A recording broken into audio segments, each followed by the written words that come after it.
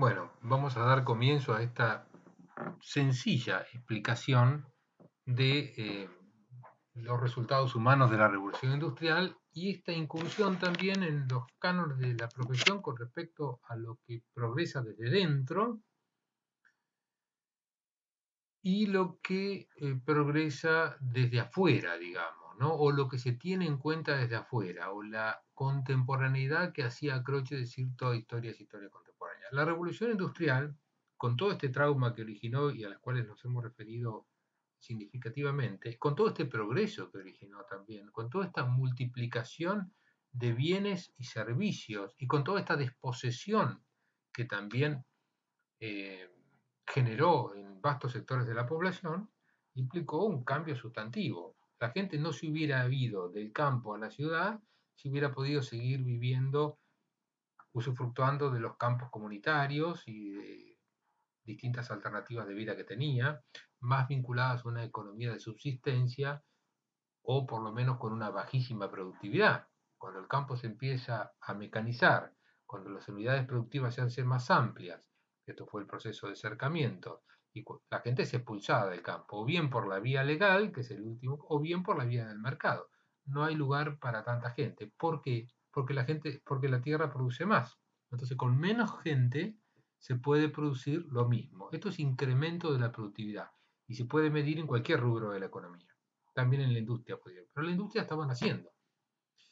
Entonces, esa industria va a encontrar su mano de obra abundante de la gente que sale del campo a la ciudad en busca de trabajo, en busca de una vida mejor desde una perspectiva o en busca también, como fue muy frecuente, de escapar a la pobreza o a la miseria. ¿Mm? Esto implica que la gente que antes vivía en el campo se empieza a amontonar en las ciudades.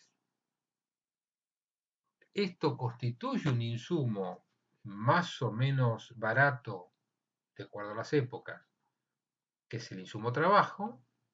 Los trabajadores ofrecen su fuerza de trabajo y las patronales lo demandan.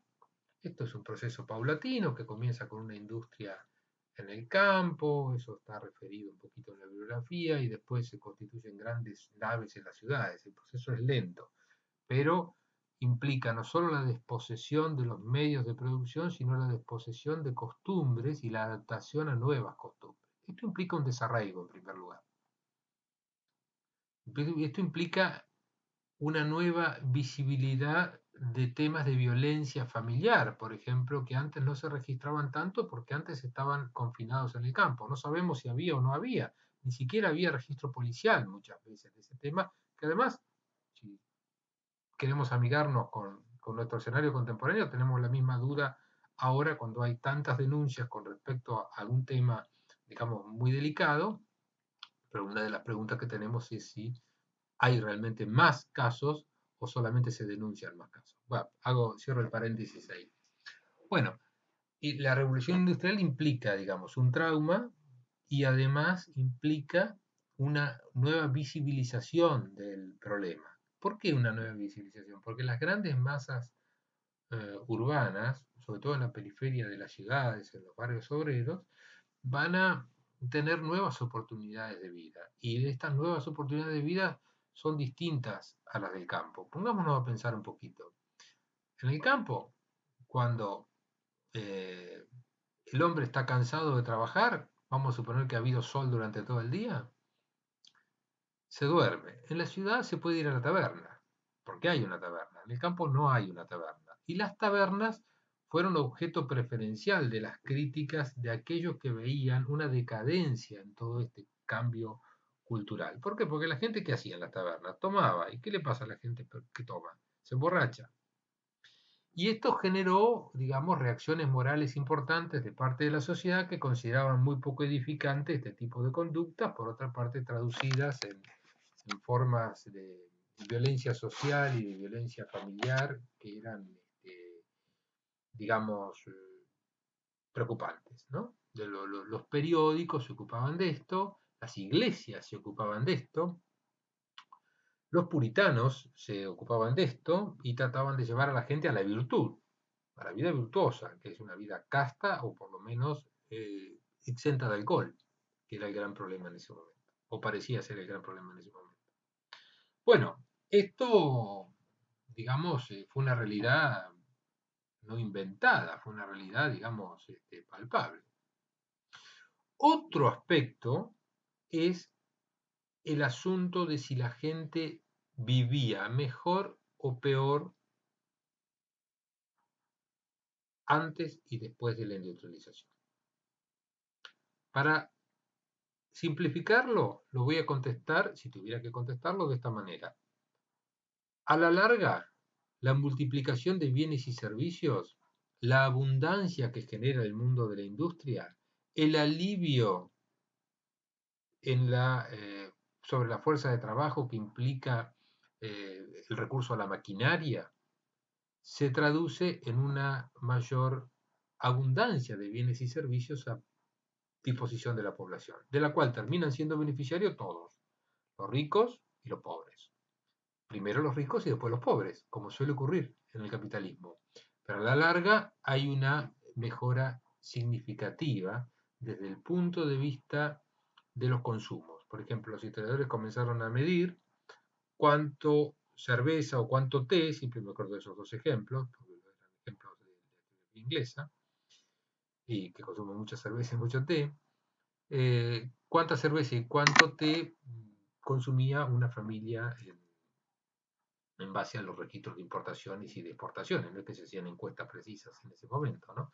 Se dividía por la cantidad de población y se descubría que, bueno, que evidentemente el consumo de bienes tendía a subir, ¿eh? A lo largo de un periodo de 100 años, estamos hablando, por lo menos, ¿eh? Por lo menos. De manera que una de las principales discusiones entre los optimistas y los pesimistas, primero hubo muchos pesimistas, se terminó saldando al cabo de un siglo en favor de los optimistas, esto es, aquellos que decían que bueno, que pese a todo, los cambios se habían redundado en una mejora sustantiva de la disposición de bienes y servicios a disposición de las personas, ¿no? Bueno, este es el asunto fundamental que divide las aguas entre esas dos vertientes que ocuparon muchísimo tiempo y en la cual intervinieron no solo historiadores, sino publicistas, políticos, escritores, literatos, que intervenían sobre un escenario público que estaba viendo contemporáneamente qué es lo que pasaba o qué es lo que parecía que pasaba sobre la sociedad. Y lo que parecía o pasaba sobre la sociedad eran cosas que socialmente eran preocupantes, sobre todo durante la primera mitad del siglo XIX, que es donde se da este desarraigo más sustantivo, bastante súbito para lo que era la vida de las personas en ese momento, acostumbrarse a una nueva realidad. Y también tenía mucho que ver esto con la disposición de nuevos medios de transporte que aceleraban muchísimo esta explotación inicial, pero que a su vez estaban habilitando la especialización, en este caso de Gran Bretaña, como productora de materias perdón, al revés, de productos manufacturados a cambio de materias primas. Ustedes fíjense que para 1842 Gran Bretaña abandona casi la agricultura porque se especializa eh, en la producción industrial y establece relaciones de intercambio altamente favorables con el resto del mundo. Ahí empiezan a circular los espacios abiertos, los llamados espacios abiertos, entre otras cosas, parte del actual territorio argentino, digamos que se coloca en el mercado internacional como productor de, de materias primas, esencialmente. Bien, toda esta participación en el comercio internacional, toda esta acumulación previa, todo este cambio sustantivo de vidas, todo este esfuerzo que fue considerable, tuvo su premio después de la segunda mitad del siglo XIX, pero no es que los trabajadores comenzaron a vivir en jolgorio felices después de la segunda mitad, en la segunda mitad del siglo XIX, no, es que hubo una mejora. Esta mejora fue cuantitativa.